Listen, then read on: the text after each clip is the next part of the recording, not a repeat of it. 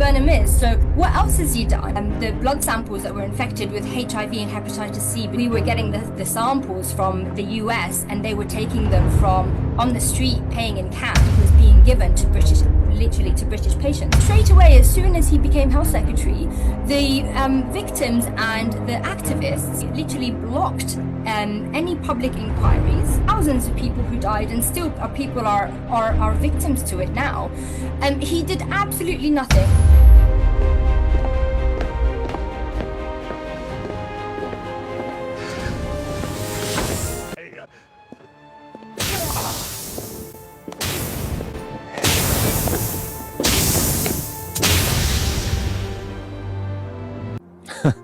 Right then, it's just as simple as that. All is forgiven and I have regenerated. Right, ladies and gentlemen, back again with another video. We've got plenty more uploading, so don't go anywhere. It has officially happened. Andy Burnham has become the UK's Prime Minister. What does that mean for us Brits at this point? Well, the first thing I can say is no more digital ID. So our newly installed unelected Prime Minister, apart from the vote of 25,000 people in Makerfield, has just waltzed into number 10, and one of the first things he did is said he's going to scrap digital ID cards. But the actual legal framework for digital identity is staying exactly where it is. Andy Burnham says he's scrapping Keir Starmer's digital ID programme when he becomes Prime Minister today, and I've already seen the comments, people celebrating, job done, digital ID dead, move along.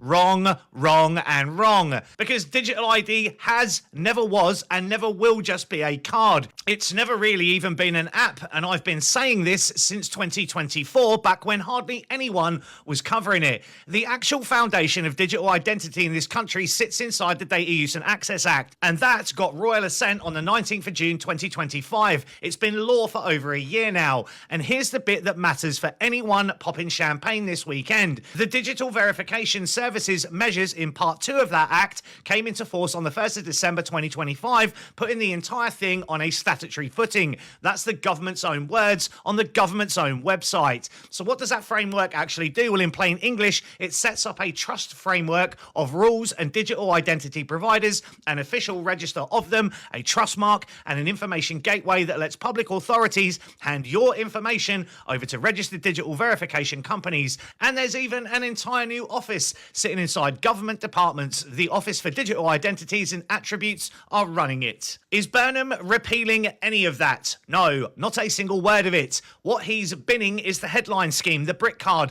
the shiny front end, the bit that the OBR said would cost 1.8 billion over 3 years. That's fine, that's real money, and I'm glad it's going somewhere else. But the legal plumbing underneath, the registers, the gateways, the certified providers, all of that stays switched on. And notice the pattern, because we've seen it all before. The government builds the machinery quietly through a big boring data bill that nobody bothered to read. Then a politician scores an easy win by scrapping the visible bit everybody hates. So the framework sits there waiting for the next government, or the same one in a completely different mood, to plug something back into it. Even the Tories have clocked it. They're telling Burnham to be clear about what exactly he is scrapping. That is the right question, but it's also a little bit rich coming from the party whose own data bill this act grew out of. So no, I'm not celebrating yet. Scrapping the app is not scrapping digital ID. Digital ID is a framework. The framework is an act of parliament, and that act is in force right now. When Burnham stands up and repeals Part 2 of the Data Use and Access Act, I'll happily eat my words. Until then, keep your eye on the paperwork, not the press release, and stop believing the headlines. So our newly... I mean, based on what Brucey's saying there, they're more or less just going to shelf it, potentially reintroduce it at a later date. Maybe repackage it as something else. The whole digital ID thing is extremely interesting. The good news at this moment in time, ladies and gentlemen, is we're being told that they're scrapping it. But Brucey does make a good point. What are you scrapping? Now, at this point, I don't want to fall for the trap and be that gullible to believe there isn't going to be something else that comes into place to maybe replace digital ID. Digital ID, yes or no?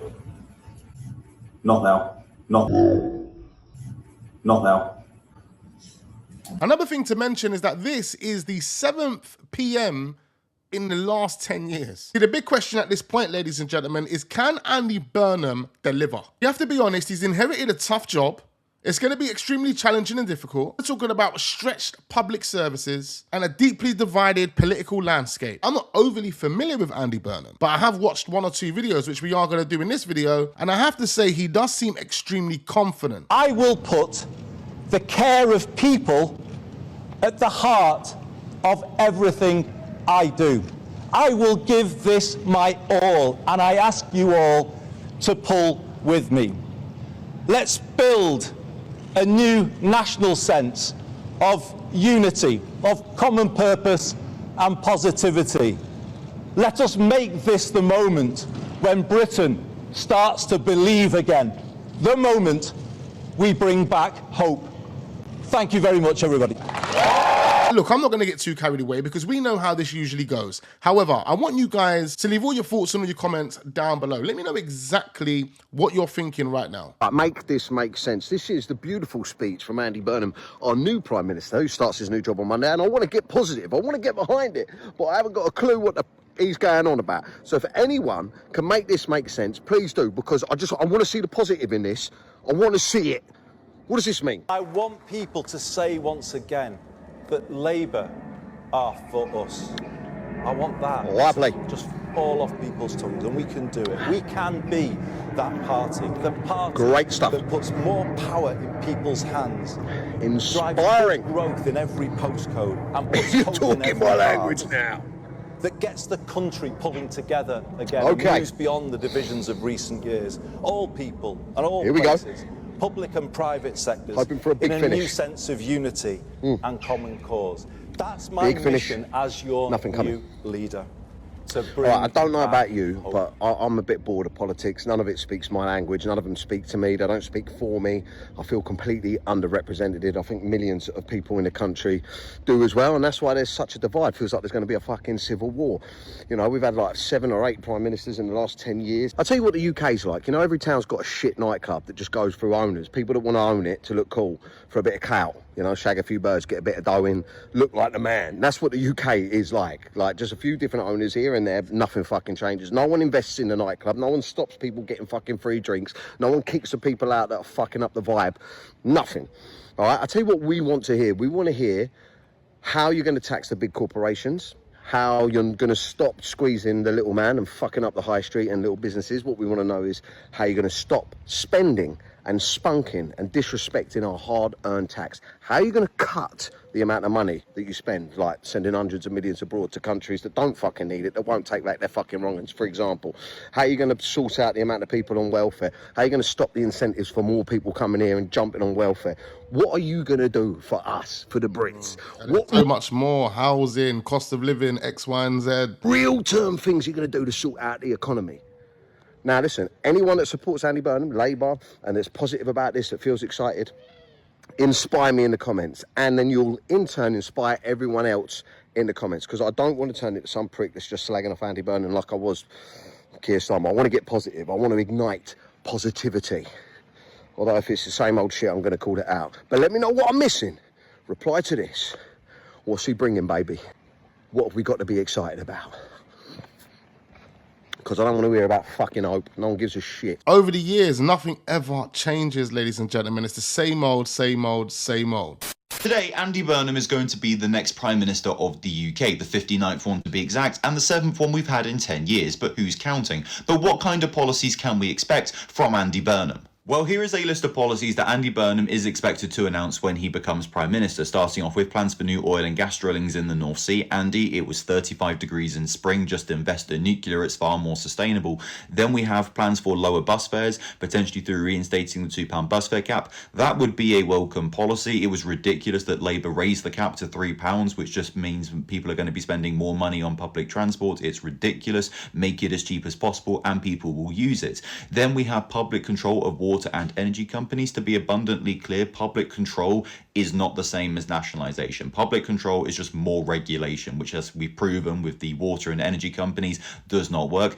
Nationalisation would be full state ownership, which is what Labour should be doing. Then we have lower energy bills through VAT cuts or by moving older wind and solar farms onto fixed price contracts. Anything to reduce energy bills is welcome, but again, full nationalisation should be the priority. That is what is going to bring down bills. Then we have the biggest council house building programme since the post-war era. That is most definitely welcome. We need more houses in this country. Screw what the NIMBYs say. Let's get them built. And then we have social care reform through a cross-party consensus. Now, this is all well and good, but what exactly can be gained from working with the Conservative Party, who completely decimated social care in the UK? I don't understand how that would work, but maybe Andy sees something that the rest of us don't. So we shall see what comes of the Andy Burnham premiership, but personally, if I was you, I would keep my expectations very, very low.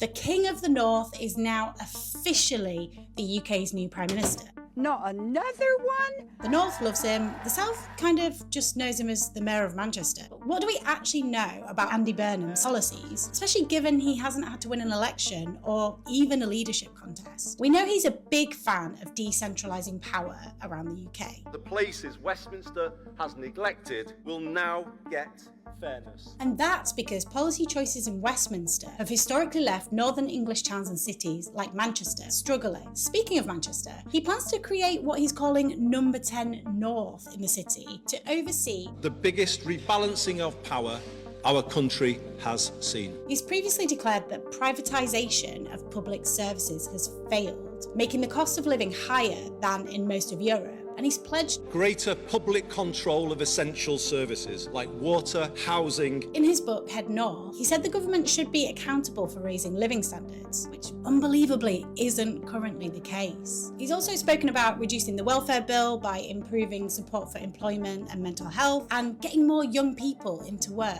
But what about internationally? Well, there's no sign of another referendum to rejoin the EU. He's also finally made clear his stance on Gaza, calling out his own party for getting things wrong, and has criticised Israeli settlements in the West Bank. He might be a well-known figure domestically, but when it comes to the UK's allies abroad, he's just... I guess the mayor of a town, I hear he's extremely liberal. But he actually spent 15 years in Westminster in the cabinets of 2 prime ministers. So in some ways, he's probably the most qualified new prime minister in decades, which isn't difficult. But will that be enough as he enters Number 10 with a divided Britain, a rising hard-right party in Reform UK, and so many people still struggling to get by?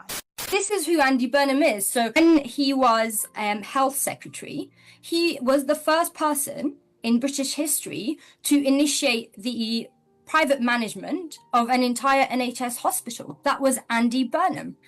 And then when it failed later on, because the Tories took over and then enacted it, he blamed the Tories. But the Tories actually praised him for privatising the NHS. What else has he done? When it came to the, I'm not sure if people know about the infected blood scandal, the blood samples that were infected with HIV and hepatitis C between 1970 and 1980. There was about 30,000 people, British people, affected because we were getting the samples from the US and they were taking them from on the street, paying in cash and pooling all blood samples together. So if one person had the infection, everybody got it and it was being given to literally to British patients. Andy Burnham was health secretary in 2009, straight away, as soon as he became health secretary, the victims and the activists protested outside of his constituency, literally that same month. And he literally blocked any public inquiries, did absolutely nothing about it. And mind you, we still have people dying from this now. There were children who died from this. There were thousands of people who died, and still people are victims to it now. He did absolutely nothing from 2009. Then he left, and nothing when and all the way until 2017, when it was his absolute final day as MP. He came out and he gave this speech. This was before he became mayor. And he called it a scandal. He said it was a criminal cover-up. And what did people do then? People were elated. The victims, even their families, were so happy because this is how much the British people have been hard done by, that even when the man himself, who refused to do a public inquiry and give them justice, blocked it all, even just the fact that he came out and he mentioned them and said something has to be done, they were like, thank goodness. But he did it, obviously, when there was zero political risk. And he did the same with the Mid-Staff's scandal, that hospital where I believe 400 to 1,200 patients died. And he was health secretary when there was 81 requests for a public inquiry. He refused because, again, elections were coming up. If you have an NHS scandal, nobody wants that before a general election. So he blocked that, and he did a private inquiry that did absolutely nothing. People didn't have to swear under oath. And then afterwards, he will, when it's all done, the Tories came afterwards and they did the public inquiry, thank goodness, and it showed just how horrific things were. But this is who Andy Burnham is. So, him not saying enough about genocide and how he's actually treated the British people are connected, because this man is a political opportunist who doesn't care. He will say what needs to be said to get into power. And I hope that people see that. And don't forget, I know the British... That sounds like Starmer 2.0 at this point. Saying that, him and Starmer do look very, very similar. He looks like he could be Starmer's younger brother. Based on what we're hearing from this lady, it's not sounding good, is it? It's not sounding good. Andy Burnham said his #1 priority was building loads of council houses. He said it would be the biggest council house building programme since World War II. He asked what chance have people got if they don't have a good home to start with. #2, he's going to set up a number 10 North based in Manchester. He said it will be the nerve centre of a rewired Britain, and it will be completely focused on growth in every postcode in the country. So over 10 years, he said he needed 10 years, the living standards of all of us would rise. Although he did say, I know people can't wait forever. I know people need a little bit extra to keep up with rising costs, and I will do my best to deliver that. #3, he said all parts of the UK would take greater public control of water companies, housing, energy and transport, like the model with buses in Manchester and London. So the routes and timetables and fares are set by public officials, but delivered by private firms. He believes greater public control over what he calls life essentials will bring your bills down. #4, he said education will no longer only be about getting people into uni. He will boost technical education, and that will be post-16 education will be the focus of regional mayors. #5, he said he would bring down the cost of the welfare bill by providing young people with mental health support in their jobs so they're not on benefits. Finally, he said, we can't have another 10 years like we've just had. He said, imagine good growth in every postcode and hope in every heart. Let's make it happen. Those were his words. Mr. Burnham didn't take questions from journalists after his speech today. So what do you think of his plans for the country? It's all good saying things, but actions speak louder than words, isn't it? I don't believe a word that comes out of these guys' mouths. But I want to know what you guys are thinking. Comment down below. Let me know exactly what you guys are thinking. Leave all your thoughts, all your opinions down below. Be sure to hit that like button. More videos uploading. Don't go anywhere. I look forward to seeing you guys on the next one.